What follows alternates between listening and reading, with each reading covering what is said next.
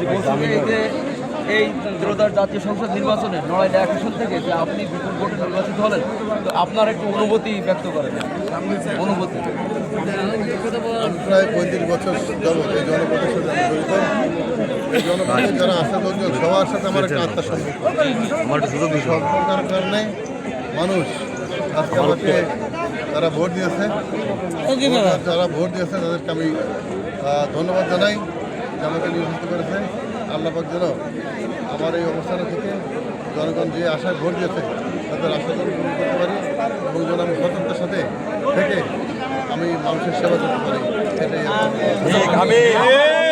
এই যে অনেকদিন ধরে কালিয়া বারোপাড়া যে সেতুটা ঝুলে আছে, এইটা আপনি কত দ্রুত এটা সম্পন্ন করবেন বলে মনে করেন? যে ইনশাআল্লাহ আমি কালিয়ার অবস্থা খুবই খারাপ, আমাদের ফেরি পারাবার হতে খুব কষ্টদায়ক।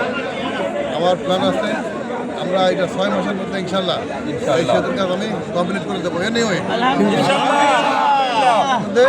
এই সেতুর যে অবস্থা আছে এটা আমি ঠিক করে দেবো।